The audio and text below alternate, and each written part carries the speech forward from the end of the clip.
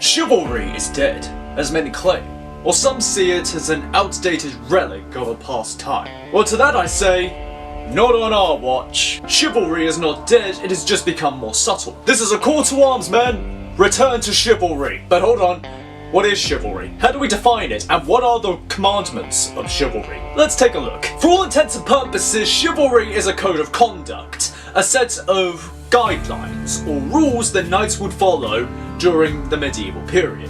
It was more of a French concept than anything else, developed between 1170 and 1220, roundabouts. It was seen as a form of conduct for the knightly orders, in order to maintain behaviour. After all, knights were generally very rich people that were heavily armoured, would have horses, were trained to fight, so you're probably going to want some form of guidelines in order to keep them in line, especially during times where you're not fighting and it's gonna get kinda rowdy. It was heavily linked to Christianity as well as the courtly romance ideals of French court. Probably the best example of this is the codes of chivalry upheld within the Arthurian legends, most especially in Le Morte d'Arthur, where these ideas of courtly romance and these more French romantic elements became more packed into the stories, which is especially where we see more of the idea of the story of Lancelot and Guinevere, for example. Because the point of the story is them loving each other for love's sake, that's where it became more virtuous. Never mind the fact that, Guinevere was married,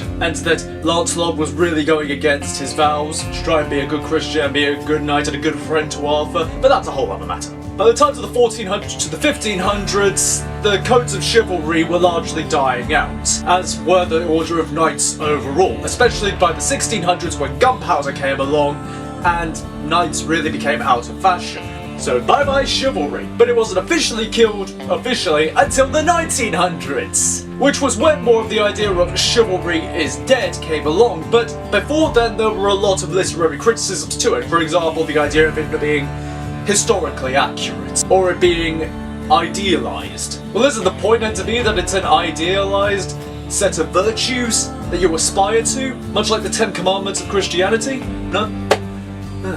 But it was especially during the 1900s, especially the later 1900s, when gender roles especially were being redefined, that chivalry was really considered dead. And cut to now, where apparently now holding a door open for a woman is a sign that you're a racist, bigot, sexist, blah blah blah blah blah.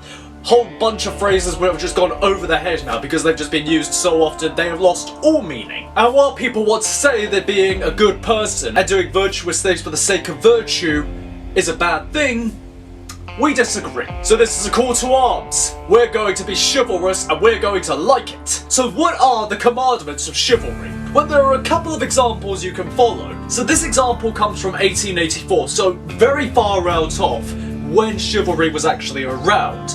This was probably during that time where there was a lot of literary criticism around chivalry. So these are the examples that the French literary historian Leon Gallia proposed as the medieval 10 Commandments of chivalry. First, thou shalt believe that all the church teaches, and thou shalt observe all its directions. Fair enough. There, you are a loyal Christian. Yeah. Thou shalt defend the church, much in the same vein. Thou shalt respect all weaknesses, and shalt constitute thyself the defender of them, defending the weak.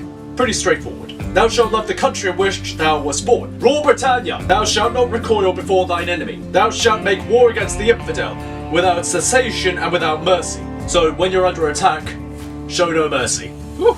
Thou shalt perform scrupulously thy feudal duties. They not be contrary to the laws of God. Okay? Just do your work to the best you can. Yep, fair enough. Thou shalt never lie, and shall remain faithful to thy pledged word. Thou shalt be generous, and shall give largesse to everyone, which is basically just saying you will be charitable to everyone, with your time, your money, etc. Thou shalt be everywhere, and shall always be the champion of the right and the good against injustice and evil. And that really follows what the code is. Be charitable, be honest, be loyal to the church and to your friends, be loyal to your word, be brave, defend the weak, and be against evil. Fair enough. So now it's time to follow that code, men.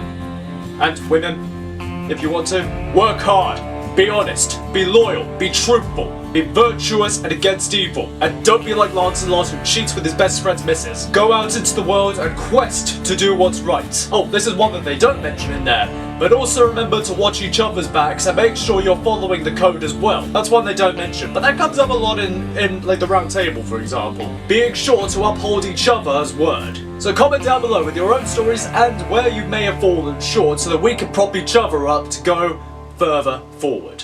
But until next time, thank you for watching, and until next time, be seeing you.